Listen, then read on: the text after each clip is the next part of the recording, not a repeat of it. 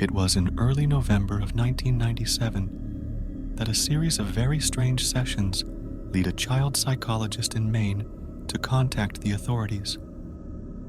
It began when a patient of his began to tell him about one of their friends.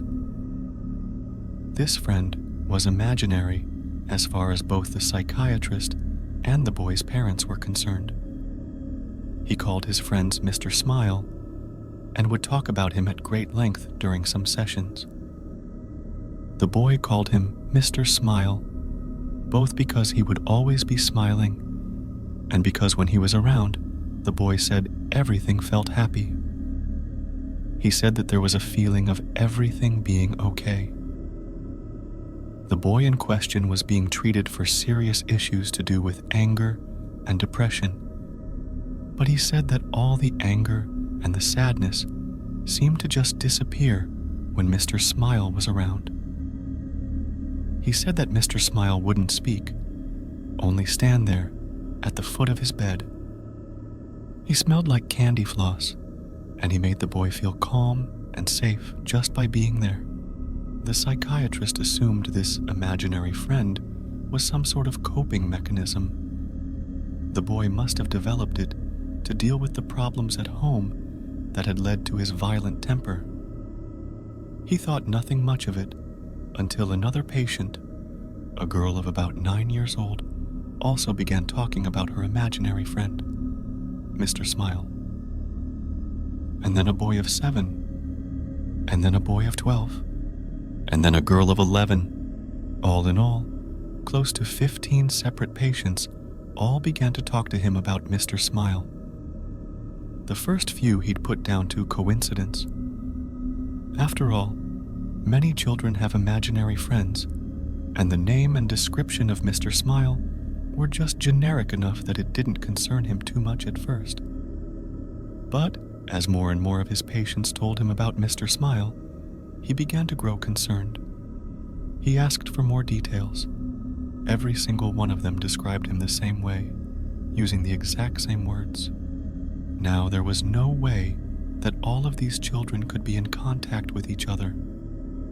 5 of them were, for instance, currently being homeschooled, and, according to their parents when he spoke to them, never really even left the house, except to accompany them on shopping trips and the like. There was no way that every single one of these kids could have rehearsed or prepared their statements together, which led him to a deeply disturbing conclusion. He spoke privately with each of the children's parents one at a time. He avoided disclosing too much information, but told them that something troubling had cropped up in multiple sessions with various patients, and that he believed that there was a chance their child was at risk. He asked for their permission to discuss matters with the authorities, and the parents gave their consent, provided they were kept in the loop as to what was going on. And so, over the course of the next week, the police came and talked to the children about their friend. They asked for details about his appearance, which they couldn't seem to describe, apart from the smile, and that he wasn't like them, how he got into their house, anything he said or did while he was there. Because, by this point, the psychiatrist, the parents, and the police were all convinced that Mr. Smile was quite real and quite dangerous. The authorities had checked to make sure there were no known predators living in the area, which they had confirmed was not the case. All the same, it was quite clear that whoever this Mr. Smile was, he was a real person who had been sneaking into the homes of these children at night. None of the children claimed to know how he got in. They said they would just wake up, and he'd be there at the foot of their bed. Sometimes, they said he would be singing something, but not in English. It sounded like a lullaby, they said. It made them feel safe. Finally, the children were asked to draw Mr. Smile, as they couldn't put into words how he looked. Each and every one of the children picked up a red crayon and proceeded to color in the entire page, until it was just a rectangle of red. When asked about this, they insisted that they had drawn Mr. Smile. When asked where his head, arms, and legs were, they would insist that they had drawn those. They claimed that they had drawn a perfect picture of the man at the foot of their bed and became deeply angry when they were told that they had simply colored in the page and not drawn anything at all, feeling that they were being accused of lying and insisting that what they had drawn was a picture of the man they had seen. Acting more on a hunch than anything else, the psychiatrist decided to show one of the colored-in rectangles to the various children and ask them what it was.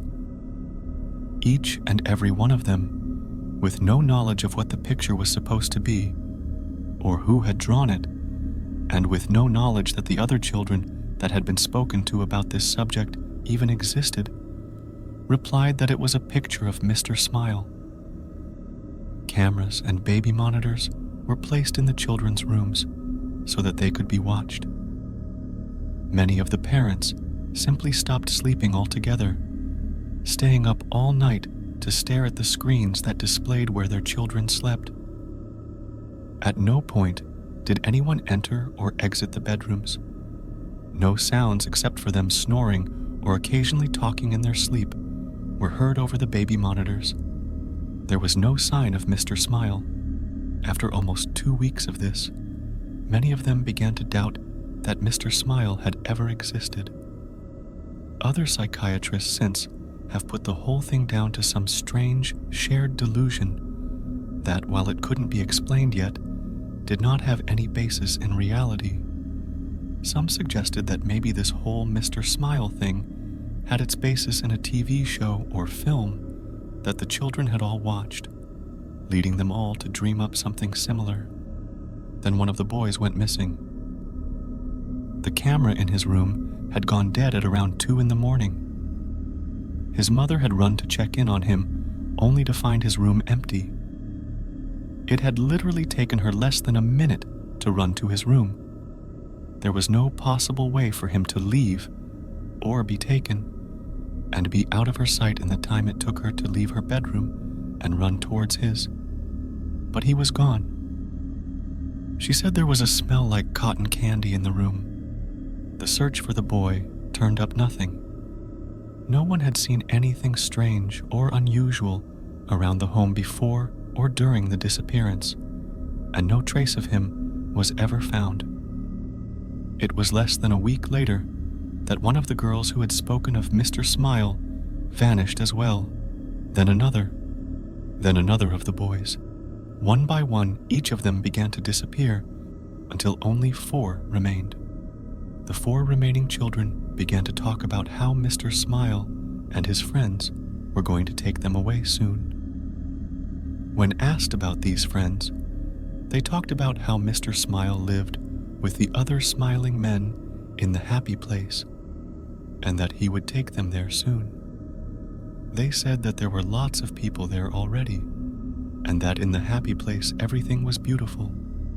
They said that they knew about it because Mr. Smile talked to them. In their heads, he couldn't talk like other people did, and that he would show them pictures in their heads of the place they were going.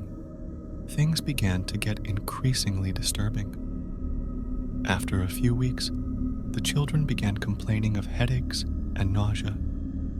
Their schools reported that they had begun to suffer hallucinations, and 2 of them started complaining that they didn't like the place that Mr. Smile was showing them anymore.